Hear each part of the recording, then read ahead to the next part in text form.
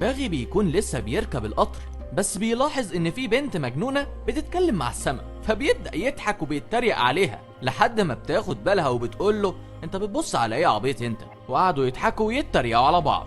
وبعد ما سيا بتركب القطر بيفضل باغي يراقبها من بره، وعينهم بتيجي في عين بعض، فبتقرر سيا تنزل تتكلم معاه وبيبدأ يحارب في سيا، ولحد ما الدنيا بتمطر عليهم بيبدأوا يرقصوا ويهزروا مع بعض. في نفس الوقت ده في شاب اسمه راغو بيلاحظ وجود سيا وبيعجب بيها. بعدها القطر بيتحرك وبتلاحظ سيا ان ابوها مش موجود معاهم، فبتروح لباغي وبتقول له ان ابوها لسه مركبش، فبينزل علشان يدور على ابوها. واول ما بينزل بتكون سيا شافت ابوها، ولما بتندع على باغي بيجري لكنه مش بيلحق القطر، فبيزعل جدا لانه مش هيشوفها تاني. وبيفضل الاتنين بيبصوا على بعض وقت الفراق ده وهم زعلانين. وبعدها بنشوف راغو ومعاه الحراس بتوعه وهو واقف مع ابوه مدرس فنون القتال، وابوه بيقول له انه لازم يقضي معاه فتره كبيره علشان يتعلم منه كل استراتيجيات القتال، وده لان ابوه عنده 68 سنه وبقى عجوز وهو هيمسك المدرسة من بعده. وبعدها على طول بيكون باغي في طريقه للوصول لمدرسة فنون القتال، وبيلاحظ الطلاب بيقاتلوا بعض، فبيكون مبسوط جدا لانه موجود هنا. ولما بيدخل القاعة بيشوف المعلم دهير قاعد مع طلابه في جلسة تأمل، فبيكون مستهتر وبيقعد وبيهزر وبيخرج المعلم من تركيزه. وبعدها بيطلع من جيبه رسالة من ابوه المتوفي وبيديها للمعلم يقرأها. ولما المعلم يقرأ الرسالة بيعرف ان باغي مستهتر وعاوز يتأدب ويتعلم اصول القتال. وقتها المعلم بيقول لباغي انت عندك كام سنة؟ فبيقول له 23 سنة. فالمعلم بيلاحظ انه عاوز يدخل قتال وشايف نفسه لدرجة انه بيقول للمعلم انت عجوز وممكن ابهدلك. فبيقوم المعلم ماسكه من ايده وبيرميه على الارض زي الضفدع بالظبط. فبيتجنن باغي وبيهجم على المعلم اللي بيوقعه بحركة واحدة مرة تانية بكل سهولة. وقتها المعلم بيقول له انت هتنام بعد ما انا انام وهتصحى بعد ما انا اصحى، وبيبدأ يعلمه الادب والالتزام. وبيروح باغي على اوضته وبيلاقي نفسه هينام على الارض ومفيش مروحة ولا حتى في تلاجة. وبيكون اللي بيساعده في المكان طفل مش بيتكلم اسمه سيبهو، واللي بيكون فرحان في باغي جدا لانه متكبر. ولما باغي بيسأل على الاكل بتكون تعليمات المعلم انه هيطبخ للمدرسة كلها مش لنفسه بس. بعدها بتكون في مسابقة في المية، وبيكون راغو ابن المعلم مشارك فيها وبيسابق. وفي وسط تشجيع الناس بيلمح سيا من بعيد، وقتها بقى بينسى نفسه وبيقعد يبص لها لحد ما بتقوله اجري هتخسر. فبيقلب بقى سوبرمان وبيجري بسرعة الطيارة، واول ما بيكسب بيجري علشان يدور عليها بس مش بيلاقيها خالص في وسط الناس. في الوقت ده بيكون باغي شايل الاكل بتاع المدرسة كلها علشان يرجع ويطبخ لهم، وبتكون سيا في نفس المكان بس مش بياخد باله منها لحد ما الدنيا بتمطر. وكالعادة سيا عاملة زي العبيطة بالظبط، بتقعد ترقص وبتستمتع بالشتاء في الوقت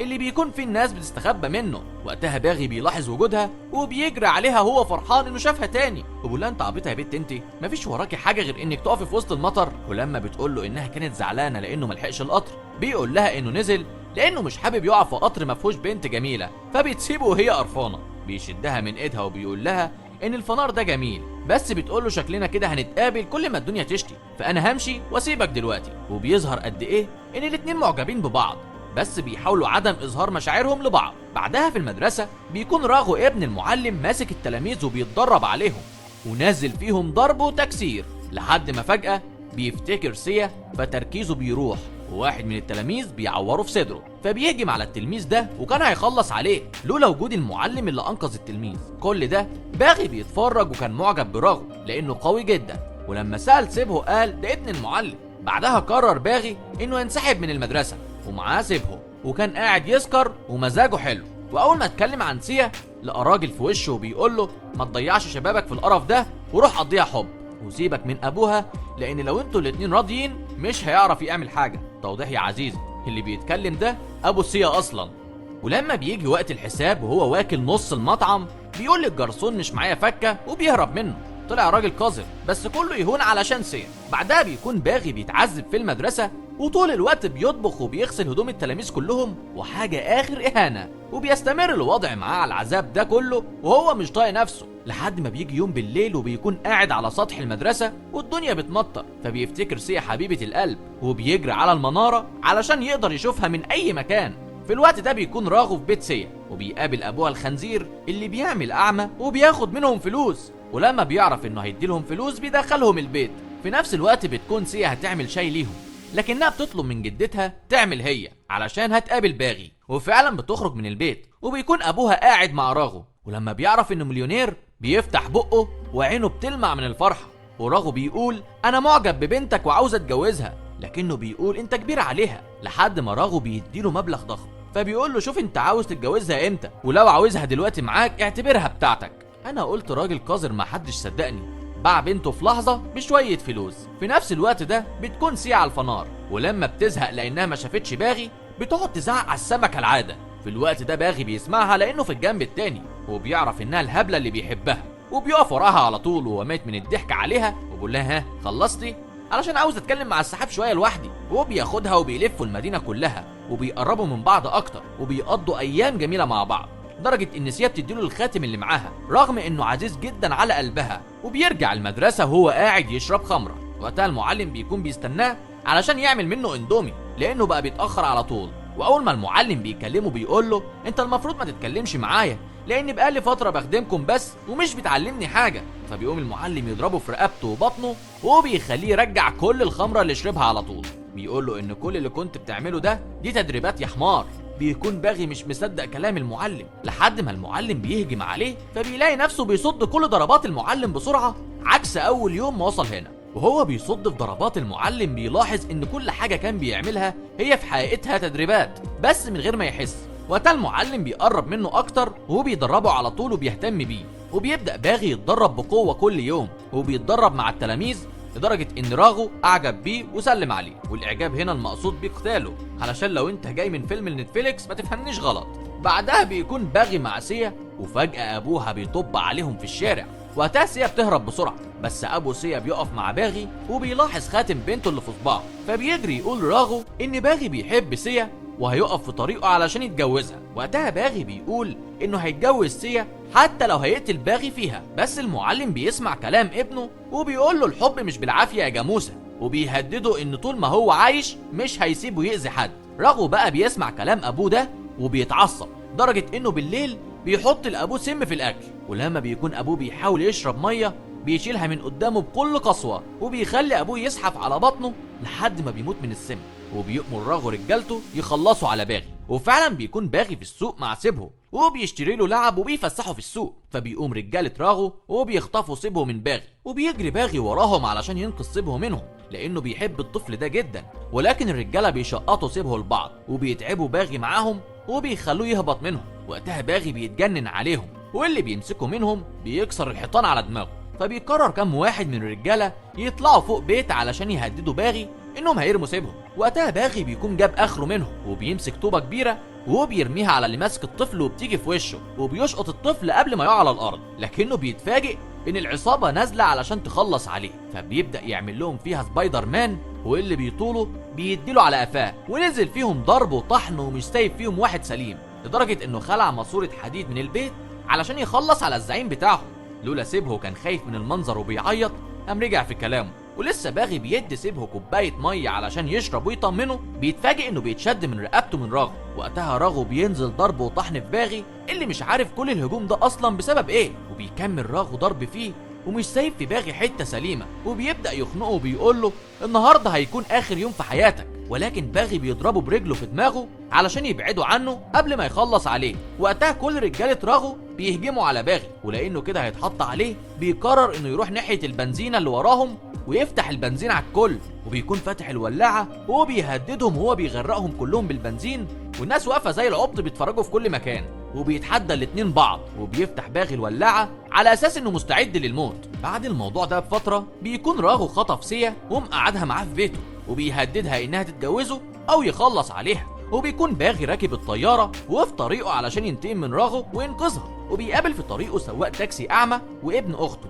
وحاجه اخر ضحك لان السواق اعمى وابن اخته مش بيعرف يسوق، فبيوصف له الطريق والدنيا بايظه معاهم على الاخر يعني. وقتها باغي بيعرض عليهم يكسبوا فلوس اكتر علشان يعرفوا يرجعوا الهند تاني، وبيدخل بيهم ساحه قتال وبيتحدى المقاتل الاقوى هناك واللي بيكون من مساعدين راغو، وبيقدر انه يقضي عليه بضربه واحده مميته وبيقتله. بس الحمير اللي مع باغي بقى لما شافوا ان خصم ضخم راهنوا عليه وخسروا كل فلوسهم. وبيكون بعدها راغو في الجنازه بتاعت مساعده ده وبيقول لرجالته انه مش هيخلص على باغي وهيسيب المهمه دي لحد تاني. وفعلا بعدها بيكون باغي قدام قبر معلمه، وفجأة بيجي سيبهو يحذره لأن الشرطة جاية تقبض عليه. في الوقت ده باغي بيشوف ابو سيا هو بيشاور له، وبيعرف ان الراجل ده خنزير ومخطط لكل اللي حصل، وانه السبب في حصول سوء التفاهم ما بين باغي وسيا، لانه قال لبنته ان باغي هان وضربه، وعلشان كده سيا قررت تمشي من البلد وتهرب من راغو وباغي مع اهلها. في الوقت نفسه كان باغي بيستناها مع سيبو عند محطة القطر، وكان مقهور انها ما جتش تقابله زي ما اتفقوا. وبنرجع بالزمن الحاضر لما كان باغي مع سواق التاكسي في البيت، وفجأة بيهجم عليهم بلطجية كتير جدا تبع راغو، وبيجروا وراهم في الشارع علشان يخلصوا عليهم. ولكن باغي بيضرب عدد كبير جدا منهم، وكل شويه يقف ويضرب كام واحد منهم ويكمل جري تاني بسبب عددهم الضخم. في الوقت اللي بيكون فيه باغي بيهرب من العصابه على بيت لسه بيتم انشاؤه، بيكون سواق التاكسي العبيط بيهزر مع العصابه على اساس انهم باغي وابن اخته، والعصايه بتنزل فيه تلطيش على وشه لحد ما بيعملوا منه طفايه سجاير من كتر الضرب.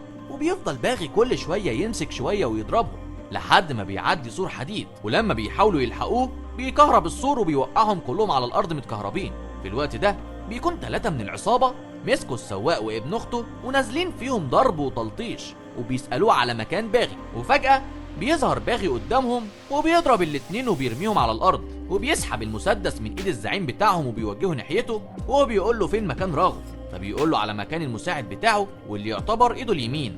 بعدها باغي بيضرب الراجل ده وبيهجم على مساعد راغو وهو بيسأله على مكانه، ولما بيلاقيه بيرفض وبيقول له ان راغو موجود في عمارة كلها حراسة وبوابات قوية جدا بأرقام سرية، وخصوصا المقاتلين اللي هناك واللي منهم الوحش الصيني يونج اللي يعتبر آلة قتل بشرية. في نفس الوقت ده بيكون حراس باغو بيحموه من سيا اللي بتحاول تهجم عليه بسكينة وبتقع على الأرض من الخبطة، فبيقوم راغو واخدها على المستشفى بسرعة وبيرن على المساعد بتاعه بيجو، واللي بيكون في نفس اللحظة واقف وبيترجى باغي انه يسيب مراته تعيش. ولما باغي بيطلب منه يقول له اسم المستشفى بيرفض، فبيضرب النار ناحية مراته. وفعلا باغي بيركب التاكسي مع السواق وبيكونوا خاطفين مساعد راغو التاني في الصندوق معاهم، وبيلبس باغي لبس الدكتور وبيدخل المستشفى علشان ينقذ سيا. وبيكون في الوقت ده راغو قلقان على سيا، ويونج بيرن على اخوه اللي مخطوف في التاكسي ومش بيرد عليه. وبيكون باغي دخل اوضه سيا، ولما الممرضه بتشك فيه وبتحاول تتصل بالشرطه بتقوم سيا ضربها على دماغها وبتلبس اللبس بتاعها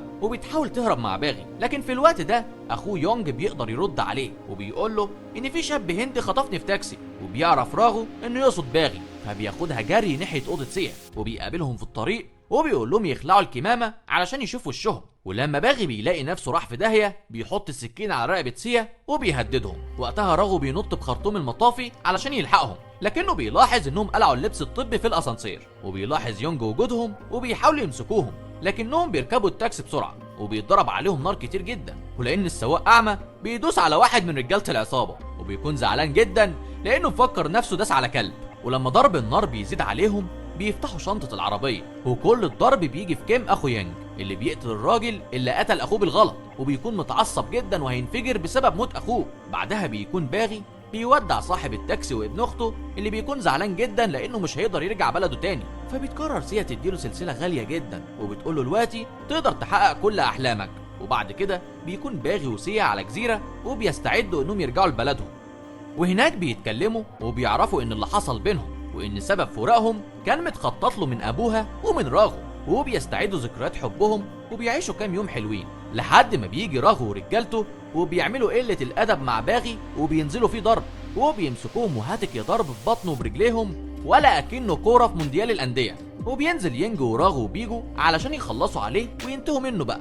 وبعد ما ادوا الباغي علقه محترمه ونزلوا فيه ضرب وما سابوش فيه حته سليمه حرفيا، بيقرر بيجو انه يضرب باغي بالنار لانه قتل زوجته، وفعلا بيضرب ناحيته بالنار وبيرميه في البحر. وبعدها بياخد راغو سيا للمقر المحصن بتاعه وبيقول لها الحزن في القلب يا روحي، يلا نتجوز ونجيب اطفال مجرمين ولاد كلب زي كده يملوا علينا البيت. ولكن سيا بتقول له ان باغي هيجي وينقذها منه، فبيسمع كلامها ده وبيموت من الضحك وبيقول لها شغل الافلام الهندي ده انتهى. ايه ده؟ ثواني، ده اصلا فيلم هندي. في نفس الوقت ده بقى بيكون عمك باغي عامل فيها عفريت ونازل ضرب وتكسير في رجاله راغو تحت، وبيكون باغي كل سلم بيطلعه بيضرب فيه واحد من رجاله راغو وما بيقومش من مكانه تاني، لدرجه انه بيدخل دور مليان رجاله وبيهجم عليهم بغباء ومش بيرحم منهم حد، واللي بيطولوا منهم بيضربوا، مش فارقه معاه بقى برجله او بكوعه او بايده، المهم انه ما يسيبش حد سليم في العصابه القذره دي. وهو بيستمر في ضرب وتكسير اللي بيقابله كده لحد ما راغو بيبدا يحس بوجود حد خطر تحت، وبيعرف ان بيجو ما قتلش باغي. ولما بيقول له عملت كده ليه فبيقول له ان باغي مرضاش يقتل مراته وانه على حق. فبيقوم راغو دابح بيجو صديق عمره بالسلاح، ولما بيحاول يمد ايده ناحيته بيرميه بعيد عنه زي الكلب، وبيكون راغو في عينه شر وهينفجر من الغيظ. في الوقت ده راغو بيبعت لباغي اخطر رجاله عنده في المبنى كله، وهم مسلحين باسلحه بيضاء، وبيهجموا بشراسه على باغي اللي بيصد هجومهم وبيدافع عن حياته بصعوبه، وبينزل ضرب وتكسير فيهم لحد ما بيخلص عليهم كلهم وبيرميهم زي الفراخ بدون روح.